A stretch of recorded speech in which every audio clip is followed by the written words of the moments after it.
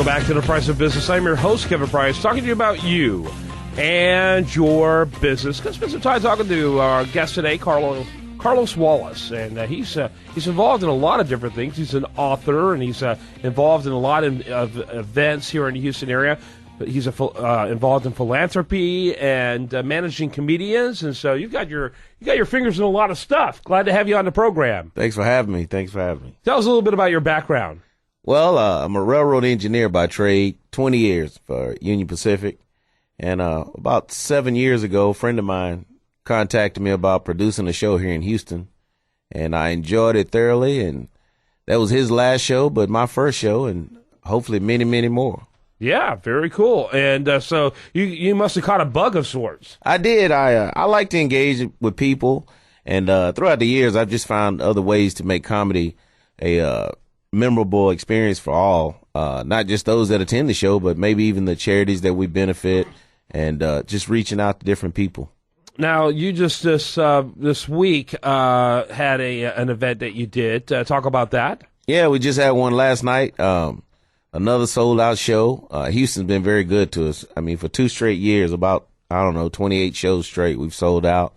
And it was a lot of energy, man. And on a Wednesday night, too. You know, when you have 500 people laughing on a Wednesday night, you must be doing something right. Yeah, and that was at the Improv. Sure, yes, at Houston Improv. Yeah, very cool. So tell us a little bit about the talent you represent. Well, all these guys, man, they and young ladies, very energetic. Not many of them have, like, huge names just yet, you know, but it's a lot of untapped talent that extremely, extremely funny, and they love to give back, and that's why I really like having them, because after the show, they'll hang out with the people and hug ladies and kiss babies, and it's just a lot of fun. Yeah. Talk a little bit about the various organizations that you're supporting philanthropically. Covenant House is one. We've had Top Teens of America. You know, there's so many. I hate to even list because I don't want to miss anyone. But if you visit our website, Soul Caritas, that's SOL-CARITAS.com, and click on the Soul Cares link, and you'll just see a plethora of charitable organizations that we support. This is funny. I was watching a TV program yesterday, and one of the characters was put in a Covenant House. Those things are crucial. If people weren't familiar with Covenant House, they are pivotal in helping homeless youth get a second chance. Correct. And all of them have tragic stories. Yes, and they're being rewritten in Covenant House. Yes, and it was quite the experience. We've had them out twice, and the director of it, she was explaining to me a lot of the gifts that they receive are usually for the young ladies, and the young men hardly ever get any gifts. So they really love coming out to the show because it's more for them, more for the guys. Yeah, absolutely, no question about it.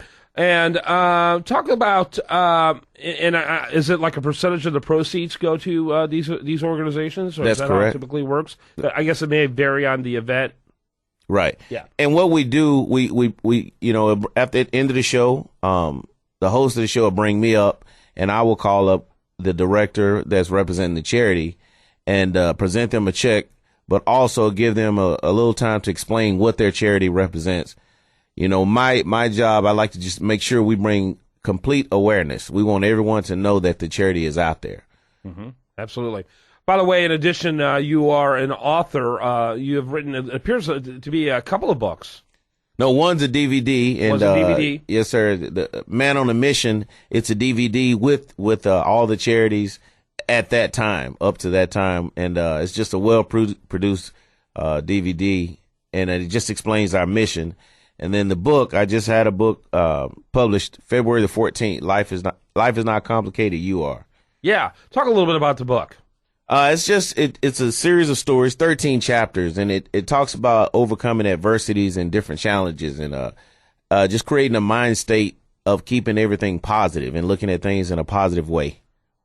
Yeah, I love that. You know, the reality is that when stuff happens, most people respond to it based on their family of origin, how they were trained to respond to things in the home they grew up in, the environments they grew up in, that type of thing. But the reality is, I don't care what the circumstance is, there's multiple ways of looking at it. Absolutely. And, the burden or the responsibility, I prefer the word responsibility.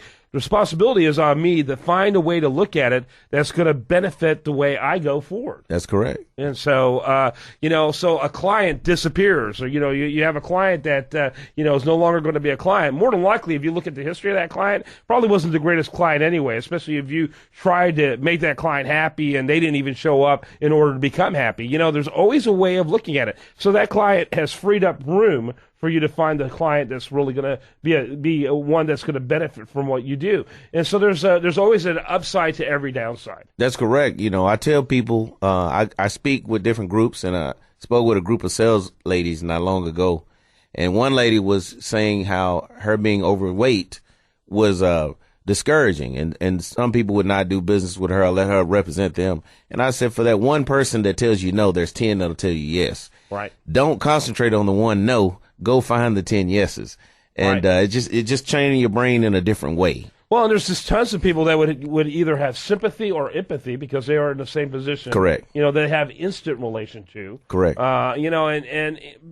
I think that's great. And people need to focus on that. And they ought to be grateful when they come across a client who won't do business with them because of that. That's right. Because they won't have to deal with all of the drama and trauma that would come with having to have to deal with a person with such prejudice. That's correct. I tell no one's in the dark alone. Just turn the light on and you'll see you have a little company in there, Well, that is a great message. That's something that I want to, I think is a part of what I talk about on this program.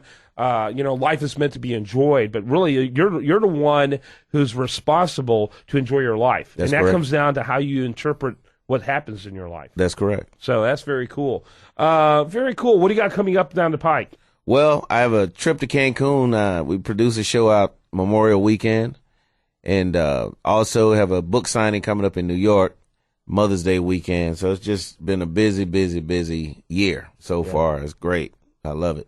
Yeah, absolutely. No question about it. I think it's great. And how long have you been doing the comedy work? April 1st made 7 years. 7 years. Just had Wow. an anniversary. Time goes fast when you're having fun. Absolutely. Of these two websites, I always like to only give one so we don't overwhelm the listener. Which one do you want to mention? SoCaritas.com is great. All right. So Caritas. That's SOL-CARITAS.com. So Caritas. That's SOL-CARITAS.com. Thanks for being with us. Thanks for having me. All right. When we come back, much more for you. I do want to remind you, best content here shows up over there at usdailyreview.com. And you're listening to The Price of Business.